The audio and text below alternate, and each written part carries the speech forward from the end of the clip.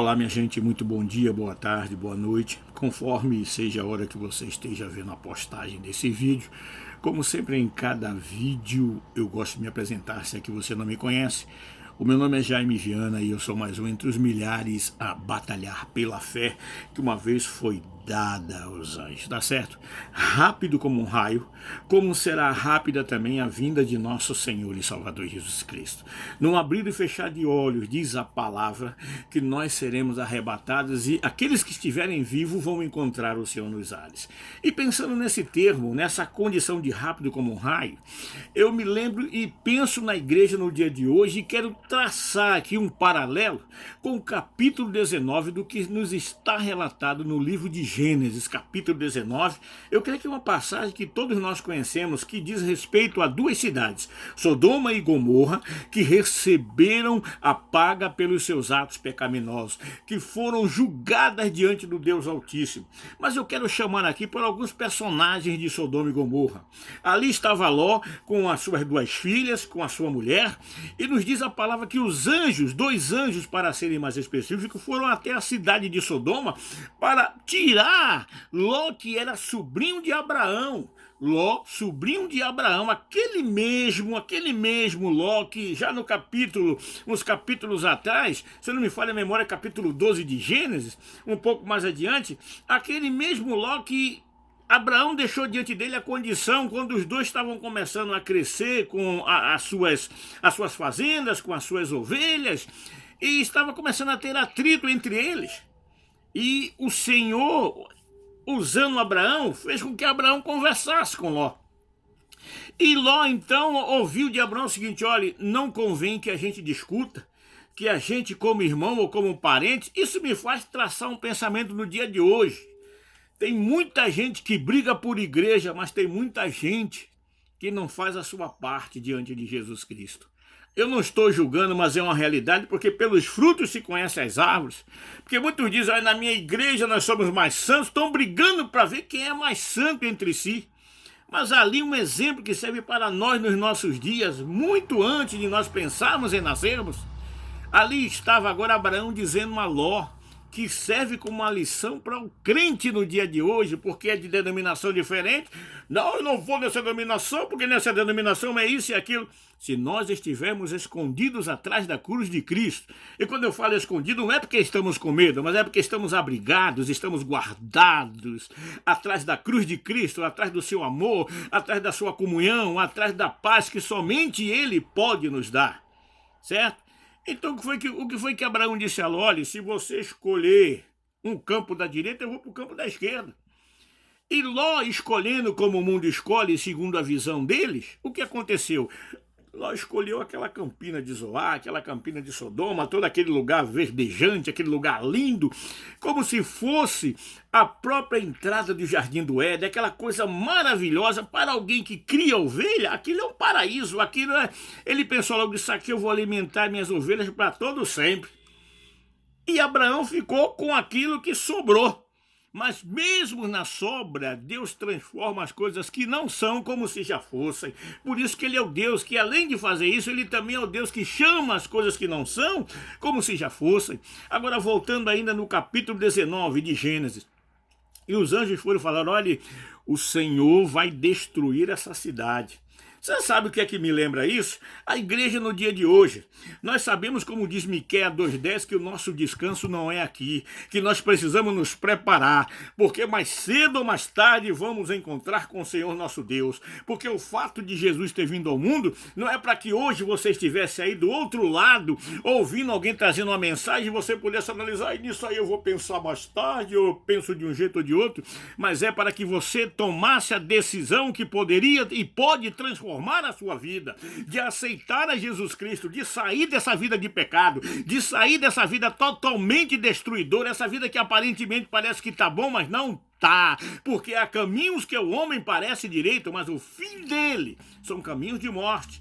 Então eu quero dizer uma coisa a você. Assim estava lá naquele momento, os dois anjos disseram, olha, o Senhor nos mandou destruir essa cidade, então se arruma logo, se arruma você, se arruma a sua família. É hoje, nos dias de hoje, a nossa igreja. Nós vamos para a igreja, cantamos glória a Deus, aleluia, lá dentro todo mundo dá glória a Deus, mas na rua ninguém sabe que você é crente. As pessoas não veem o seu testemunho, parece que você tem vergonha até de botar uma Bíblia debaixo do braço, né? Não, mas eu sou um crente diferente, a Bíblia está no meu coração, o coração é um músculo. Se ainda tivesse na sua mente, eu poderia até considerar esse tipo de coisa. Mas o próprio Jesus disse, aquele que me envergonhar diante dos homens será envergonhado também diante de meu Pai que está nos céus. Então, olhe que diferença de igreja dos dias de Cristo para os dias de hoje. Olhe que diferença. Olhe como essa história do capítulo 19 de Gênesis nos faz refletir, nos faz pensar em que tipo de cristão nós temos sido diante de Deus. Será que nós podemos dizer que somos obreiros aprovados diante de Deus? Fica algo aqui para se pensar, não é verdade? E o que aconteceu nessa história é que Ló demorou para sair, demorou porque ele não queria sair da comodidade. Tem muito crente que quando ouve uma palavra dura, mas uma palavra de verdade, ele prefere fazer o seguinte, passar o dedo, rolar. Isso eu falo para aqueles que estão me ouvindo agora através dos meios de comunicações, através das mídias sociais. Tem muito crente que quando ouve uma dura realidade, esse aí é um maluco, é um desmiolado, não vai acontecer nada disso. O próprio Pedro, que foi escolhido para ser o chefe, ou para dizer assim, não vou usar o termo chefe para não pensar que isso aqui é tribo, mas que foi escolhido para ser o quê? Para ter a direção da igreja primitiva concernente ao povo de Deus, ou seja, para aqueles que eram circuncidados.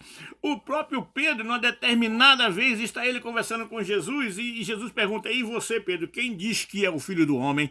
E Pedro diz, tu és o Filho do Deus vivo, aleluia. E o Senhor diz a ele, olha Pedro, não foi a carne, não foi o sangue que te revelou, mas o Espírito do meu Pai que está nos céus. Ou seja, passa algum pouco tempo depois, aquele mesmo Pedro acaba de fazer, que foi elogiado por Jesus, agora ele começa a dizer a Jesus, quando Jesus disse a ele, agora vamos para Jerusalém, onde o Filho do Homem vai ser entregue, e vai acontecer tudo aquilo que a respeito dele está sendo escrito, e foi escrito.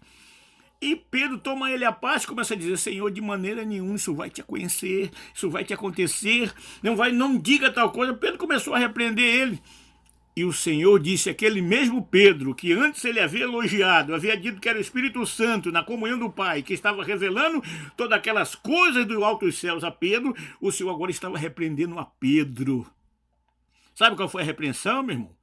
Para trás de mim, Satanás, que não conhece as coisas que são de Deus, mas só as que são dos homens. Minha gente, aqui está uma mensagem para a nossa igreja nos dias de hoje.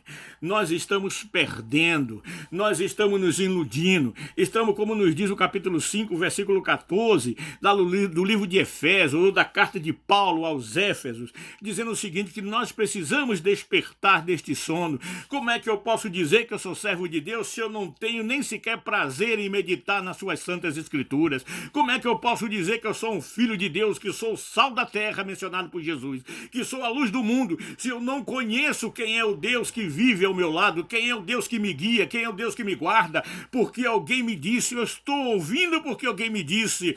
Mas como disse Jó, depois de ser passado por toda aquela transformação de sofrimento, já no capítulo 42 do livro de Jó, o próprio Jó diz o seguinte, com o ouvido dos meus ouvidos eu ouvia falar de ti, mas agora te veem os meus olhos. É isso que Deus quer para a sua igreja, que haja um despertamento. E como houve com aquele homem, as suas filhas e a sua mulher Ló, os anjos pegaram pela mão dele, porque era a promessa que Deus havia dito a Abraão, diz por causa de Abraão, por amor de Abraão, ou seja, olhe como a oração de intercessão ainda funciona nos nossos dias. E qual foi o resultado dessa história? Saiu Ló, saiu as suas filhas, porque os seus genros tomaram ele como se fosse alguém que era zombador, e saiu a mulher de Ló. Tem muita gente que sai do pecado, ou sai do Egito, mas continua com o Egito dentro dele. Eu antigamente era assim, eu fazia tudo isso, aquilo, fazia minhas farras, minhas algazarras. Hoje eu não posso fazer mais porque eu sou crente. Não, você pode se você quiser, porque você tem livre-arbítrio. Porque se o filho não te libertar, meu filho, não adianta nada.